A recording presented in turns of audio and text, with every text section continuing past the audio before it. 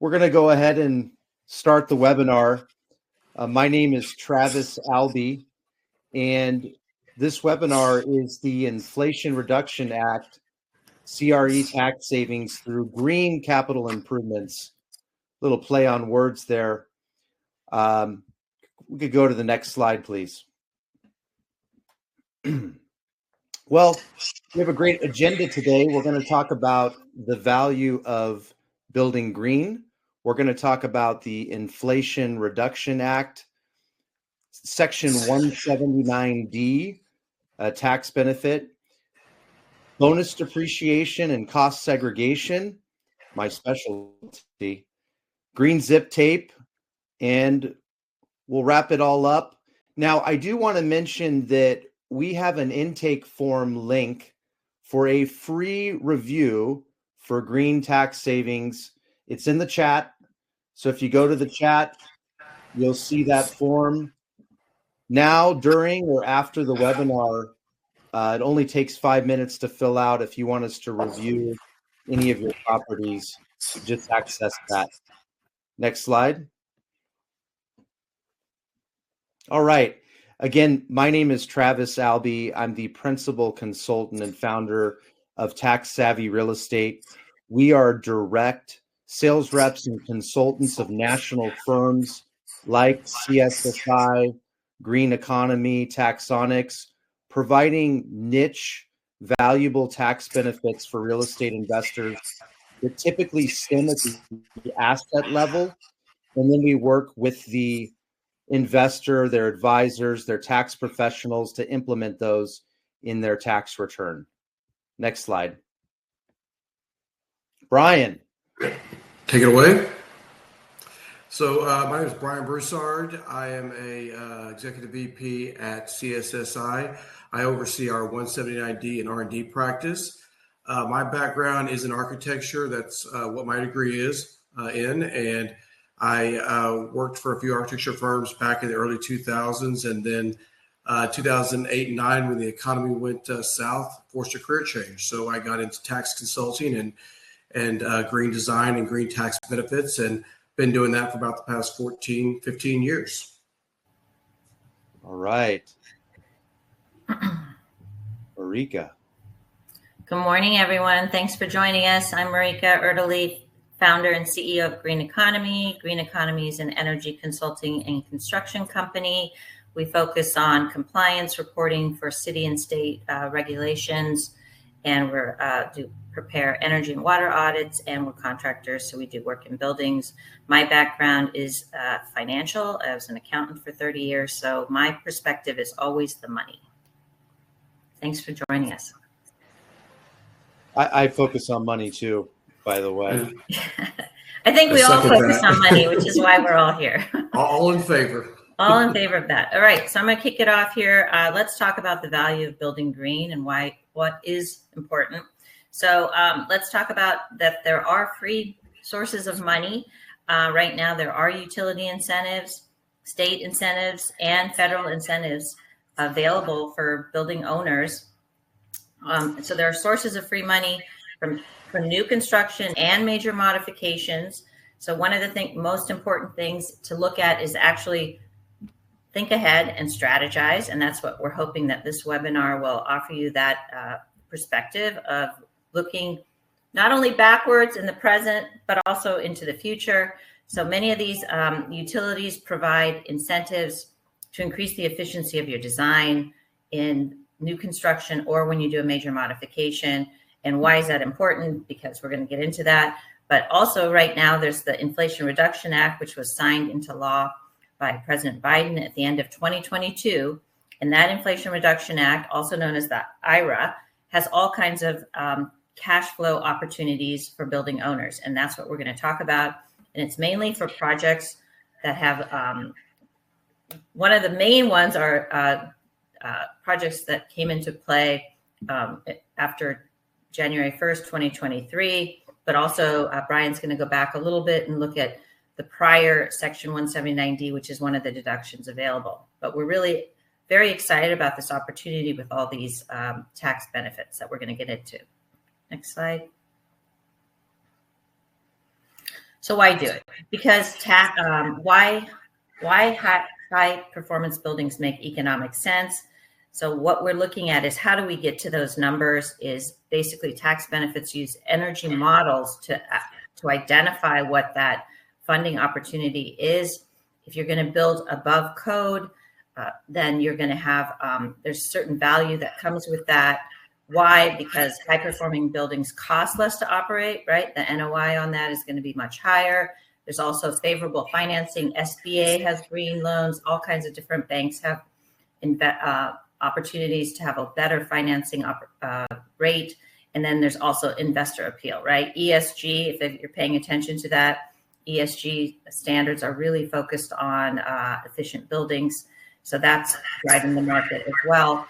And finally, one of the things that's most important that's coming in is that there are building performance standards as a result of these compliance requirements. So there's a lot of benchmarking laws that phase 1 requires benchmarking, but phase 2, which is the building performance standard, or known as the BPS, requires a certain efficiency or emission reduction standards. And many of these are coming into play in 2030 with significant fines. So if you actually build at a higher efficiency now, when these standards come into play, you'll be set. Your building won't need any more investments.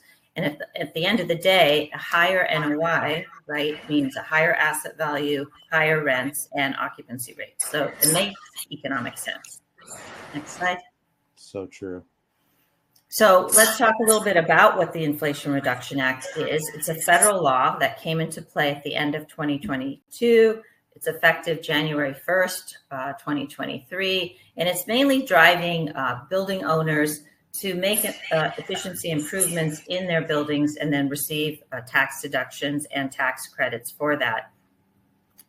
What this result is you get green jobs, there's better performing buildings, and the tax code is reflecting all of this.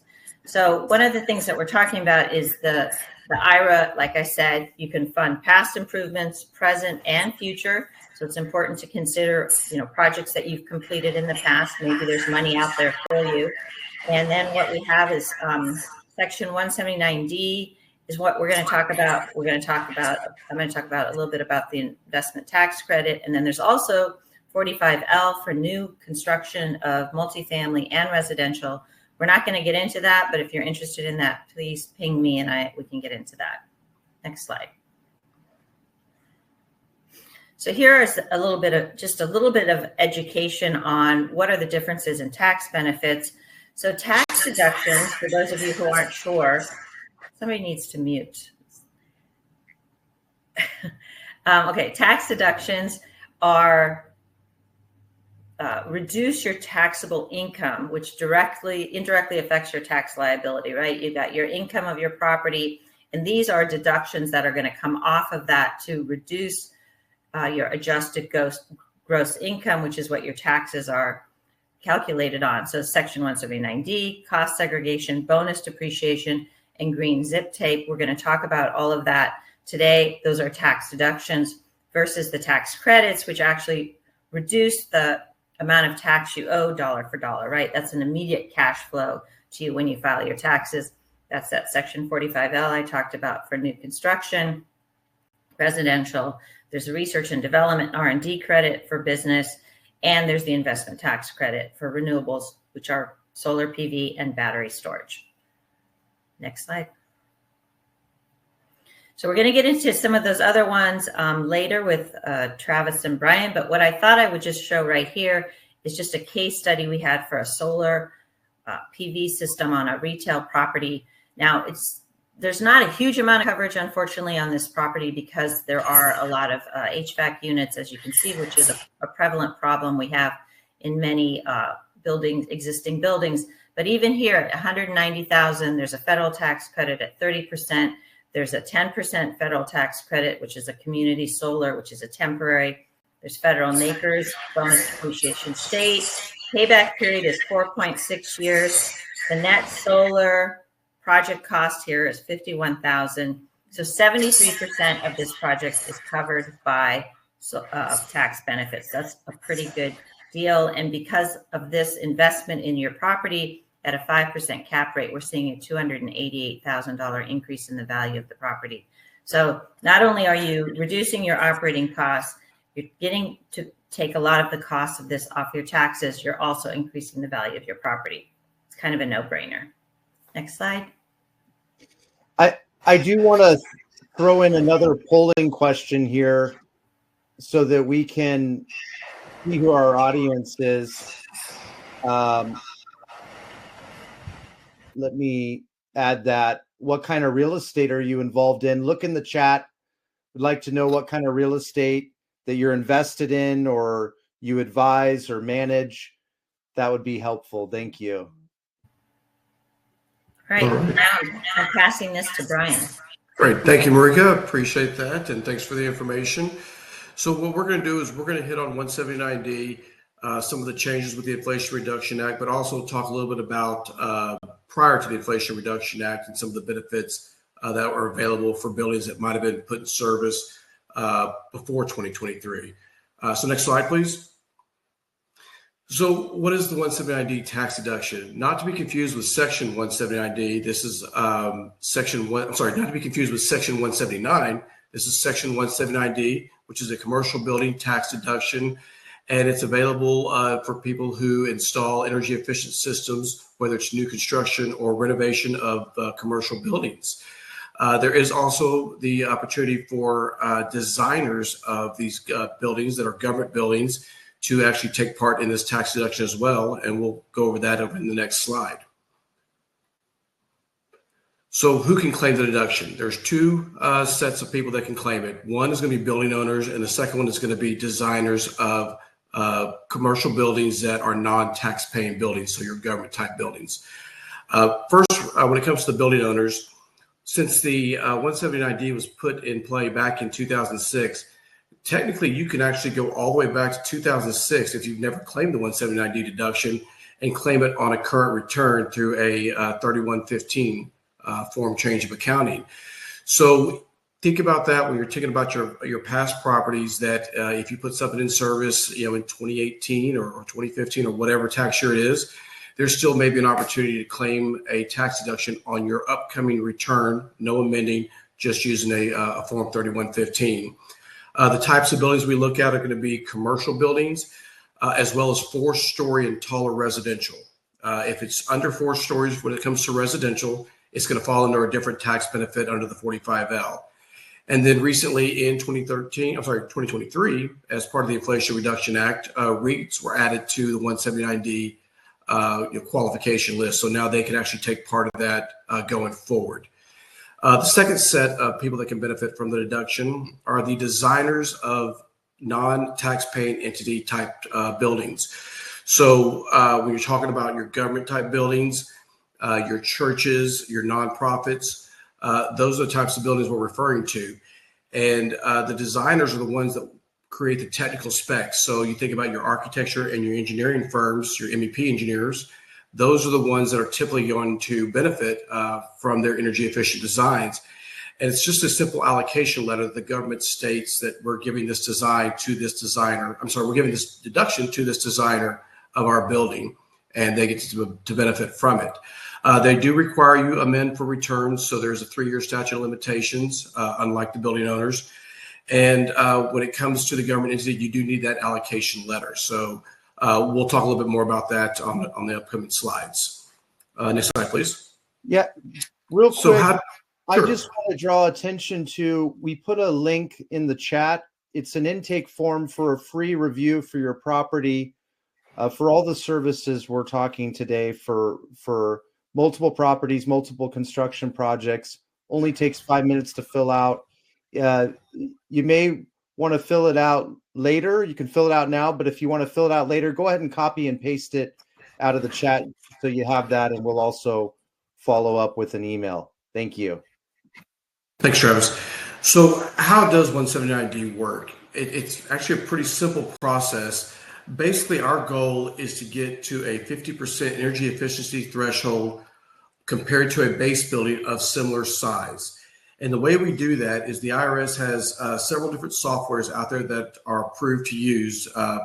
Things like AutoCAD we can't use. They actually have to approve the software. So We use a software called eQuest, but basically the process is we actually draw the building up in the IRS approved software, and then we draw another building up in that same software, and we compare it to the ASHRAE standards of 2007, and we input the minimum requirements of 2007 ASHRAE standards. And then when we compare that base building to the current building, and if we get above 50%, then we get the max deduction. If we don't, then we can get a prorated deduction based on certain systems. And again, we'll hit on that a little bit further here in the slides.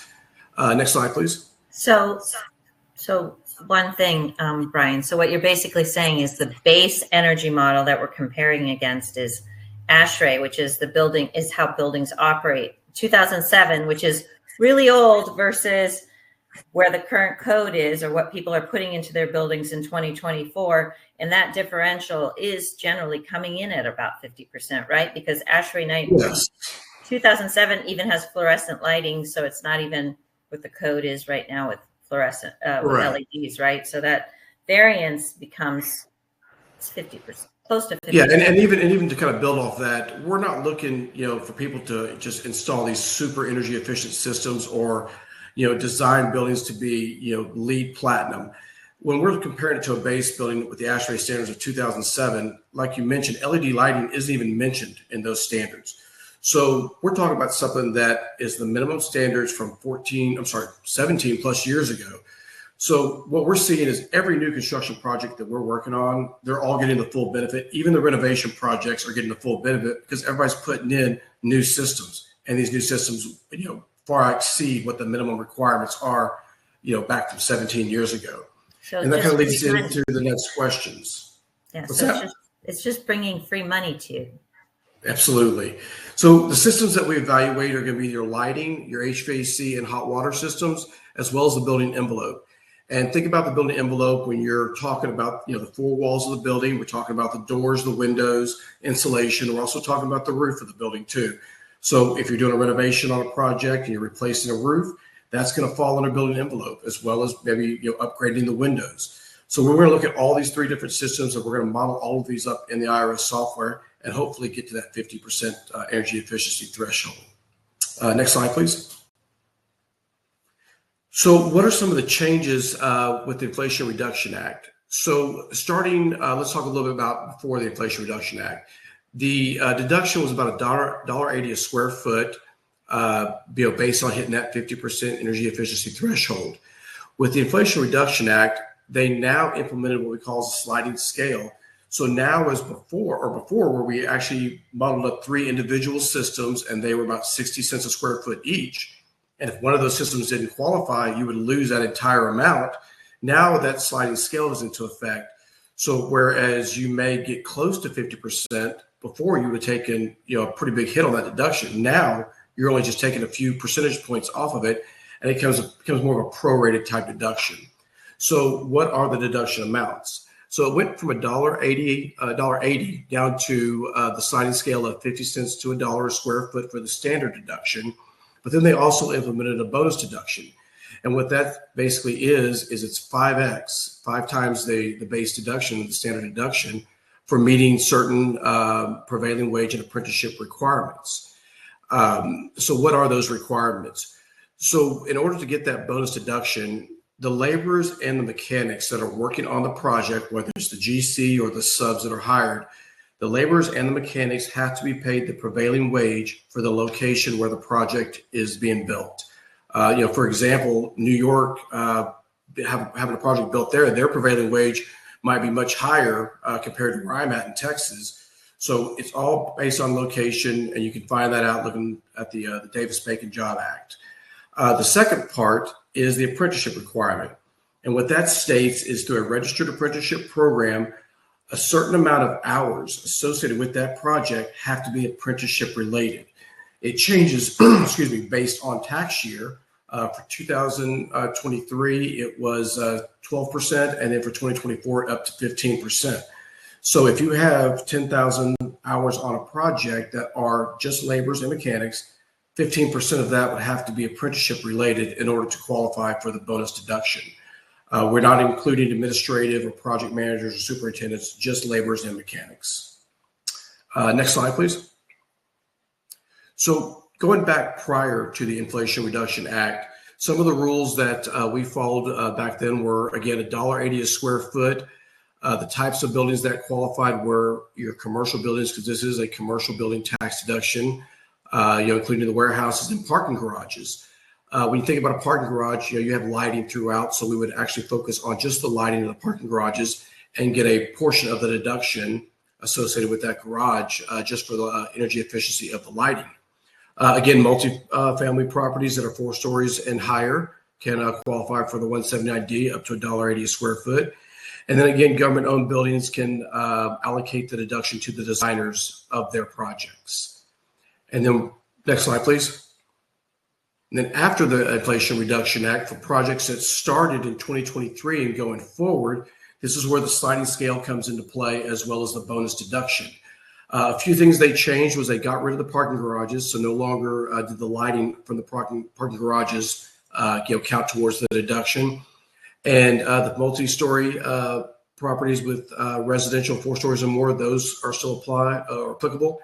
And then government-owned buildings, those are still applicable as well. But they did also add nonprofits for designers. So again, churches, nonprofits, those buildings can actually allocate the deduction to the designer of the building. I think a takeaway for our listeners here is that don't disqualify yourself or your properties. I think we see there's a lot of different ways to qualify, and we can do a free review.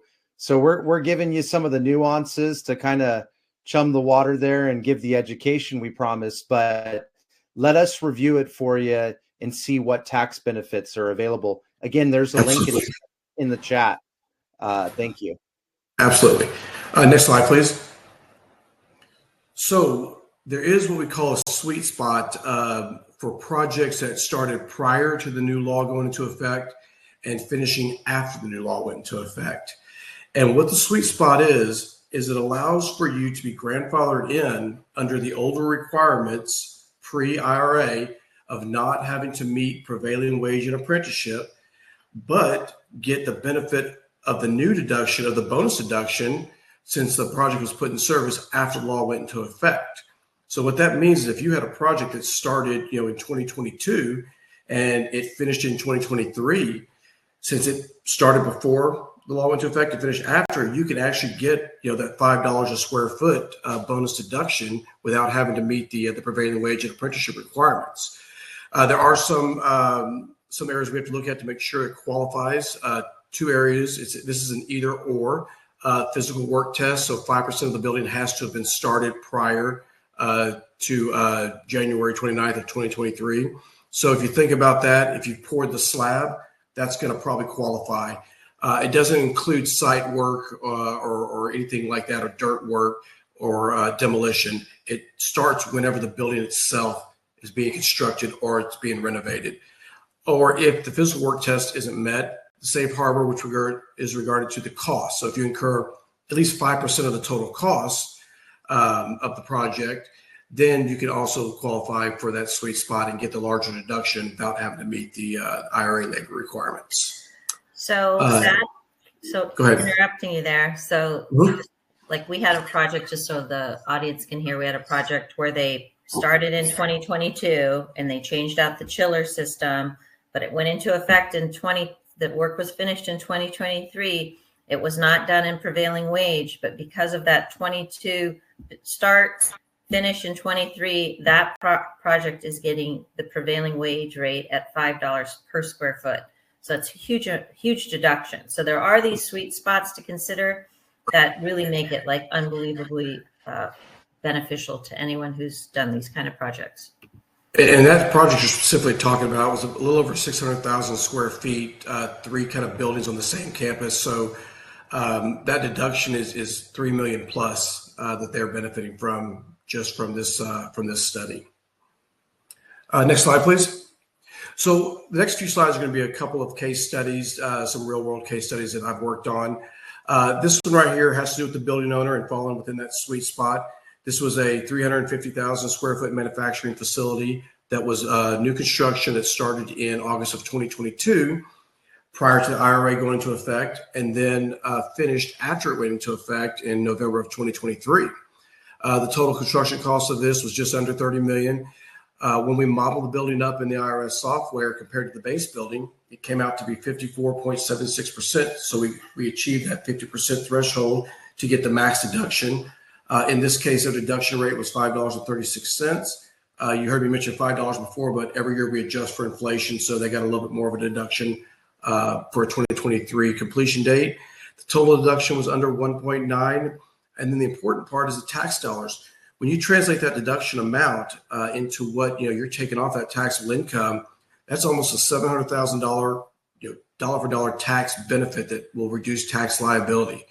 So again, you can see the significance of these studies and how they can actually be affected into the real world and how people actually benefit from it. Let's go to the next case study. So this is another building owner that we did as a new construction hotel, a little bit smaller property, but started in 2019 and finished in 2020. So this project was pre-Inflation Reduction Act, back when the benefit was $1.80 a square foot. You can see the energy savings again. We reached that 50% threshold and got to 52.9% energy efficiency. The deduction amount was the $1.80 a square foot times that 76,000 square foot hotel to give us $137,000 deduction. And then assume the 37% tax bracket, the actual owner of the building benefits about $50,000 in tax, kind of reduction tax liability. So again, smaller project, but still, a solid benefit for our client. Boy, I wonder what the cost segregation benefit was on that one. I'd like to go toe to toe with you on that, Brian. You'll always win the cost seg. Cost seg is always going to be a bigger bang for your buck. But if you do take them, taking them both is a no-brainer. One may be a little bit more, but at the end of the day, they're all deductions and they all reduce your taxable income and they all benefit benefit the client. So the only loser here, I guess, would be the government. They have to pay out, so or they don't get to collect as much tax. Let's go to the next one. So this one is a case study we did for a MEP engineering client, a mechanical, electrical, and plumbing engineering client of ours. They actually did a renovation for several buildings as part of a school system. The total square footage of all those buildings was about 562,000 square feet. They started the renovation in June of 2022, prior to the Inflation Reduction Act, and then finished after the Inflation Reduction Act went into play, and finished that in December of 2023. Total renovation cost was about $5.5 million. They also hit their energy efficient 50% requirement. If they didn't, they still would have gotten a deduction. It just would have been a little bit prorated down, but they got the max deduction at $536 a square foot, which totaled a $3 million deduction. Now that deduction was allocated in full to the MEP engineering firm. So they basically get to reduce their taxable income by that amount, and anything that's unused, they're carrying forward that up to 20 years. So we generate a lot of losses for them. They're not going to be in a tax-paying position for a couple of years just from this one study. And when you translate that to dollars, tax benefit of not having to pay tax on $3 million, it's a little over $1 million benefit. So this was a big one as well for us. Real good benefit for our client. This was one of the sweet spot ones as well, then, right? Correct. This was a sweet spot from a non-tax-paying entity standpoint, where the other one was from the building owner. So building owner got the benefit from the sweet spot. In this situation, same deal with the dates. Only the designer got to benefit from the sweet spot. Yeah, and it's just a letter, right? It's just a letter from the owner to the design firm transferring that deduction. It's not a big deal. It holds up with the IRS. That's right. It's and we actually have a sample letter. We have it all prepared, ready to go. We just provide that to our client, and they go to the government entity and they say, hey, we'd like for you guys to allocate this deduction to us. All it requires you to do is sign off on it, and it doesn't cost them any money, and they can submit that to the engineering firm. The great thing about this deduction, though, when it comes to the government entities, is that it doesn't always have to go just to one client or one engineering firm. If you had the architect who wants a part of it as well, the government building or the government entity can actually allocate the deduction to whoever they want. They can split it. They can give someone 30%. They can give the other person 70%. So it's not an all or nothing. Typically, we see it that way, but the government does have the option of giving a portion of it out to another entity involved in the design of the building. Next slide, please. So what's the process? So it's a very straightforward process. It's between 4 and 5 steps, depending on whether we're doing a government entity or a private building owner. The first step is estimation. We gather construction documents as well as some information on the building. And from there, we can put an estimate together to see if it's going to get the max deduction, and if it's not, where we think it's going to fall. Second step is the modeling, where we'll take all of the information from the drawings, we'll model it up in the IRS approved software, and from there it will tell us if we're going to get to that 50% threshold or not. Third step is a site inspection. This is very important. It's by law, we have to have a licensed engineer in the state where the project is located, go on site. He has to do a site inspection, and what he does is he'll take readings of the lighting, he'll verify the systems that were installed are the same ones that we modeled up per the drawings, and ultimately he'll certify that whole process and study. He'll seal the report and provide a certification letter that states you guys met the qualifications and you can go ahead and claim that deduction on the tax return. Step 4, again, this is only when it comes to the government projects and we have a designer involved, you get that allocation letter. And then step 5 is the final report and certification. And basically we put together a bound deliverable that will tell the story of how you guys qualified and all the processes and steps we took to get there. And then you'll get that certification as well and serves for any kind of backup if it's ever questioned. Next slide, please. All right. Yeah, very similar process for cost segregation. Before I get started talking about that, I did want to pop in our last polling question. How many properties are you invested in or managing over 40,000 square feet? So we just put that in the chat. So again, my name is Travis Albee, and I'm going to talk about bonus depreciation and cost segregation. And so first off, when I got into investment real estate, and I've done advisory, syndication, and now these tax benefits. But when I first got in, I thought I knew what depreciation was, but if you can't explain it real simply, then you don't really know exactly what it is, right? So depreciation is just an expense, net operating loss, write-off, deduction. That's it. They're all the same thing. And so it reduces your federal income taxes, often your state income taxes. We're talking about income taxes, right? And so it's an expense that comes with your real estate. You bought the real estate, okay, a deduction expense, it came with it, okay? So you paid for the real estate. You also got this deduction that came with it. It represents the useful life of the asset as defined by the government and engineers, which is not exactly related to the true useful life of the improvements, which is actually a good thing, benefits you. So what is cost segregation? So cost segregation is the process of systematically identifying commercial building components that are eligible for accelerated depreciation to lower your income taxes. So instead of taking that straight line 39-year or 27.5-year method, we're moving it typically into a 5 or 15-year schedule. Cost segregation equates to cash flow. Okay, we can increase your cash flow up to $70,000 per $1 million of property. So pretty significant. For the record, Brian said it's always going to exceed 179D. Well, maybe not always, but many times. Cost segregation is really a time value of money play, and I would say, most people miss that is truly the biggest benefit. The immediate increase in cash flow is great, but when you're looking at it from like a Warren Buffett sort of lens, that compounding of those returns by getting those tax savings earlier, that is the real magic of cost segregation. In fact, if you get a $200,000 deduction and we back out with a 37% federal income tax bracket, approximately a $75,000 tax savings on a $200,000 deduction over the straight line depreciation schedule, or call it the useful life of the property, that could turn into $800,000, $1 million that you wouldn't have had you not done the accelerated depreciation. Next slide, please. So we often do this bucket analogy for cost segregation.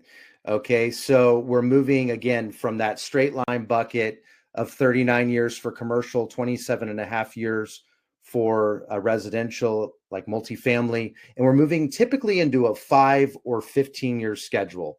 Okay, so the base building improvements that stay in the straight line schedule are typically related to your structural foundational components, right? Because something's got to remain in the big straight line schedule.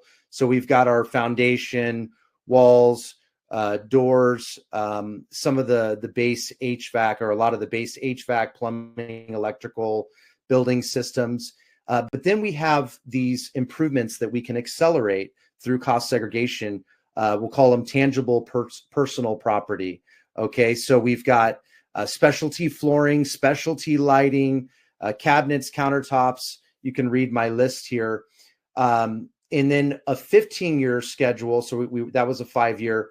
A 15-year schedule is typically going to be site improvements. And we also have some interior improvements, such as these sheetrock flooring, lighting, some of the lighting, and some of these other items. I noticed there's a lot of overlap there. Really, we got to look at what type of lighting, what type of improvement it is to tell you where it fits. So this would be like site lighting. And then the land improvements, again, site improvements, 15 years. Next slide, please. So accelerated depreciation, AKA cost segregation. Again, we're converting from a 39 or 27 and a half year to a 5 or 15-year schedule. This is an engineering-based study we do when we do cost segregation. It's kind of like your miles log. It goes into the file cabinet, proves what we got to, pretty more detailed and advanced than that. But your tax professional really just takes a few numbers for that for your tax savings when they file your return. So bonus depreciation, what is it? Now that's often misunderstood. We think bonus depreciation is extra depreciation we're getting. There's extra benefit, but it's not really extra depreciation in the technical sense. It's really just saying, okay, of the depreciation that we accelerated from the straight line into a 5 or 15-year schedule, why don't we just go ahead and put the majority of that or all of that when it's 100% into year one? Okay, that's bonus depreciation. Again, it's a time value of money benefit. The bonus is you get it earlier so you can compound it, like Uncle Warren would say, and make a lot more money that way. Next slide, please. So bonus depreciation, what about these percentages? We talk about these percentages changing for bonus depreciation. By the way, there was no such thing as bonus depreciation when cost segregation started. So, something to understand, but there is a big benefit when you get bonus depreciation. In fact, 100% bonus depreciation covers a lot of years. In Trump's 2017 Tax Cuts and Jobs Act, that kicked up to 100% bonus depreciation for 2018 through 2020. Okay. In 2023, it went to 80%. Again, still a lot. 2024, 60%. Now, something that's often confused here is this is the year when you purchase the property. Okay. This is not the year you're doing the tax filing. It's the year when you purchase the property. Okay. So we can do a 3115 change of accounting form, go back to a year when you purchased or improved the property and say, pick up 100% bonus depreciation. Okay, so that's neat. But again, 80%, 60% is still good. And even just accelerated depreciation for many properties, especially if the building's 40,000 square feet and above, can still be very juicy. I think I can still compete with Brian on that. Next slide, please. So how to qualify for 100% bonus depreciation? Again, we got to do that 3115 change of accounting form.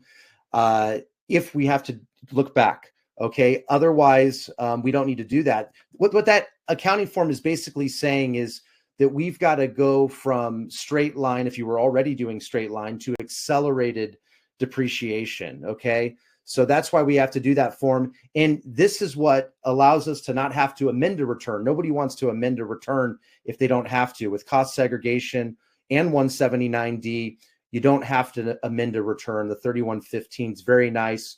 Your tax professional can do that, or that's something we can do for a nominal fee. Bonus depreciation, we went over when that's available, and something you can still do retroactive, but regardless, cost segregation is still valuable for you. Next slide, please. So real quick, just a couple case studies here. Self-storage, people think, oh, well, self-storage, what can we accelerate with that? Or industrial? Well, there's a lot we can accelerate. And remember, we're talking about site improvements, not just building improvements when we're talking about cost segregation. So this was a 2017 purchase. We got a deduction of 800 and I guess the purchase of the property, excuse me, was only 859,000. Okay, small one. Tax savings was $45,000 for that, dollar for dollar. Okay, so then we did a 2018 construction project, a $3.6 million project. The tax savings was, $569,000, dollar for dollar. We got a dental office, $1 million of shell improvements. It was $1 million purchase, shell improvements, $450,000. And so that was basically $75,000 tax savings. And then this is a large office park, created a depreciation deduction, again, expense, net operating loss, write-off, all the same thing. 5.3 million is what that is. You back out that 37% federal income tax bracket, that gets us a $2,111,000 dollar for dollar tax savings through cost segregation. That's writing off a lot of income tax. Next slide, please. We're going to go real quick, Travis, to piggyback on your last comments with these these deductions. We joke about which one's more beneficial. We have a lot of clients that do both, and you can take them whether we're looking at a prior building and we have to do a 3115 for 179D or cost seg. You could actually do both of them on the same 3115. They're both a huge benefit. So it's not an either or. You don't have to choose. You can actually take them both and just increase that deduction that you're accelerating. Brian, we had a question. What if they'd already done a 3115 for cost segregation and now they want to do one for 179D? Can we do that? Sure. Absolutely. Just because you've done cost seg already in the past doesn't mean you can't do 179D now. You'll still do another 3115 based on the systems and the costs that we identify. But yes, you can do it even if you've done a cost seg in the past, and vice versa. If you've done a 179D before, but you've never done cost seg, you can do a cost seg via 3115 and put it on the current return. So yes, if you've done it in the past, you can still do it now. You would just apply another 3115 form. Excellent. Many tax professionals know how to do that. All right. So as we come down to the end of this, I want to kind of quickly hit on one of the products. This is green zip tape. Put it right there so you guys can see it a little bit more. But green zip tape. Go ahead and let's go to the next slide so we can see this. Oh, you know what? We have a green screen. Is that going to work? Being able to see the tape or not? But either way, you can kind of see it. So what is green zip tape? We're going to discuss basically the economics of it, how to install it, and the environmental impact, as well as the total cost and the savings of using this product on your renovations or new construction buildings. Next slide, please. And so what this is this is a drywall tape. And again, what you do is instead of applying the normal drywall tape and you mud over it and you sand it down and you paint a wall, you put this green zip tape on it. And what this does is it allows for that drywall to actually be reused. And the way it does that is because you can pull this tape off, it'll pull the mud and it'll expose the screws, and you can actually unscrew and reuse the drywall. And why this is green is because no longer does this drywall go into a landfill. You can actually reuse it for a project. Even if you don't reuse it, the fact that you put green zip tape on it has the green benefits of being able to be reused, but also it changes the classification of this of the interior walls. And what that means is that no longer are the interior non-load bearing walls considered 39-year property, and you have to depreciate that over straight line depreciation. Now everything from one side of that interior wall to the other, starting from the paint on the inside to the paint on the outside, on the other side, now can be classified into 5-year property. And the way it does that is because this tape transforms that non-movable wall into a movable partition. And now you actually get to accelerate that depreciation similar to cost seg. And so when we're talking about everything from that paint of one side, paint to the other, we're talking about the stud, the sheetrock, the sheeting, insulation, electrical components, mechanical components that are inside the wall. So everything that's in that wall now gets reclassified and able for accelerated depreciation. Next slide, please. So what are the sustainability benefits here? Again, as I mentioned, easy to remove. You're able to just pull it off just like any other tape. It'll expose the screws. You can unscrew them and reuse that drywall somewhere else. Then basically the other green portion of this is the LEED credits. There's about 25 LEED credits, 17 direct, 8 indirect LEED credits that are available just by using this tape. And that's something that we can work with on with the architect or the building that's under construction in order to help achieve LEED certification if that's what you're going for. Next slide, please. And then who's used green zip in the past? So these are some of our past clients that have actually used it in their projects. A lot of big companies you can see, but also you can see down there at the bottom some of the awards that green zip tape has gotten in recognition over the years. One of the things to consider is that this is a patented product. It's the only product that's approved by the IRS to transform a non-load bearing wall, interior wall, into a movable partition. There's no other tape out there that does it. This is the only one. It is a patented product. This is if you're ever wanting to do this, you are actually going to have to use green zip tape to get this benefit. The actual designer and owner of green zip tape lives about 3 miles away from me. It's kind of shocking, but he's a prior architect or a former architect at Gensler, and they came up with this back, I think it was in the late 80s. So this has been around for some time. It's not new. And again, it's the only one that actually has an IRS letter of approval for accelerated depreciation on those walls. Next slide, please. Marika, take it away. Thanks. So that's super interesting, right? So based on the tape, when you purchase the property, when you've improved it, when you've placed it in service, there's all these opportunities for funding. So yay, let's put it all together. So basically what we have here is assembling your team. You're going to have your project and design team, right? Your architects and mechanical engineers. You're going to have your owner. Then you're going to have a project consultant, an energy consultant like Green Economy in there, helping you understand what opportunities you do have. And then we can work with tax professionals like CSSI and ANA, who will actually do the work and produce the documents required for you to take those deductions and have them in your files in case the IRS comes calling. And then obviously the contractors who do the work. And just to be clear for our audience, when we say tax professionals, maybe this is clear, but we have these niche, siphons that we go in. We're still working with your CPA.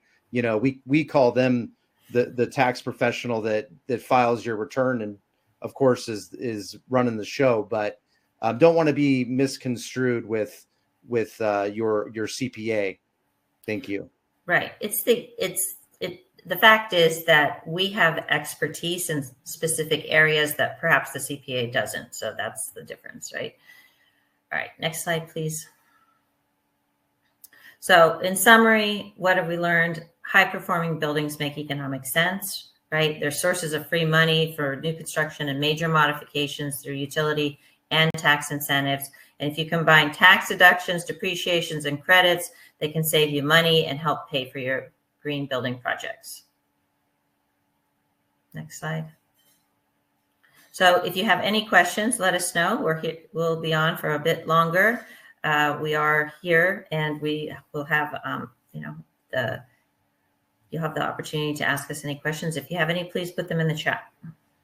Let me also retouch about one thing I forgot to mention on green zip tape. So if you use green zip tape, it is a license, and you're actually buying the license to utilize this green zip tape. One of the key benefits as well is that it adds value to your building. And the way it does that is if you decide to sell that building down the road, you sell the license along with the building, and the new person who buys that building, since green zip tape is installed in it, they get the same benefit of accelerating those interior non-load bearing walls as you did. So it becomes another asset of that building that you can actually sell along with the whole project, and another tax benefit the new owner gets to take right off the top. It's just something to remember. Marika and Brian, can you guys look in the Q&A with me, and maybe we'll divvy up some of these questions here that are in your area of expertise, if we can look at that. Sure. So maybe what happens to the tax deductions that exceed income? They work as carry forwards. With 179D, carries forward up to 20 years. So hopefully you will use it within 20 years, but utilize what you can, and then they carry forward as losses until you can actually offset them. So I'm going to answer Jason's question here. Yes, if you're trying to reduce costs with Edison, an ASHRAE Level 2 audit is definitely the approach to take. There are ways to also do an ASHRAE Level 1. It doesn't give you the details that you need. An ASHRAE Level 1 audit for everyone is just walking through a building and identifying that, yes, you need LEDs, yes, you need better thermostats, but an ASHRAE Level 2 actually will count all the lighting, will count all the thermostats, will make recommendations for those retrofits and what it would cost, and if there are any incentives available. So yes, we would recommend that. And from Alex, has the 179D ASHRAE standard changed for buildings built after a certain year? So good question. So for buildings that are put in service, whether it's new construction or renovated from 2006 to 2015, we would use what the ASHRAE standards were for that time period, in which that would be 2001 ASHRAE standards. So that's what we would compare those buildings to. For 2016 through 2026, ASHRAE standards of 2007. We actually don't move up to the ASHRAE standards of 2019 until I think it's 2027.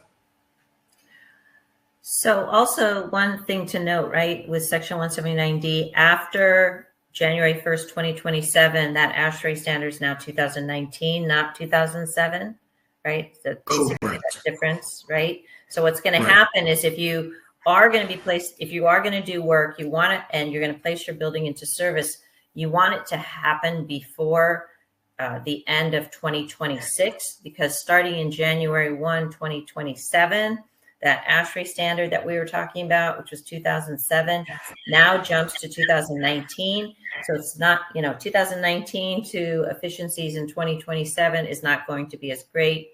So you're probably going to end up in that 35% rate. So time to do retrofits would be now, so you can take advantage of Section 179D and that 2007 baseline that your efficiency is going to be compared against. I do want to draw attention to the intake form for the free review for multiple properties, multiple construction projects. Very easy to fill out. Maybe takes 5 minutes, maybe a little bit more if you've got more to submit. It's in the chat. The link is in the chat. I'll send it again just in case you want to go ahead and fill that out or copy and paste it so you have it for later. At least make sure you have it. Now, there was some more Q&A. Did we answer Lay's? Yeah, I'll answer that one. So unless someone else wants to, but there is no time limit when it comes to IRA. I mean, it was a bill that was passed and passed into law. So, there's no time limit on it. We act as if right now, and unless, the current or the new administration decides to repeal some of those things, we're acting as the law is currently and treating everything the way it is right now that's on the books. So there's no time limit or anything like that. But like anything else, it's always important if there is money available, especially with utility incentives, take advantage of them now because they're not going to be around forever. LADWP has some great incentives. Edison, not so much, but these tax deductions as well, they're here now. So important to take advantage and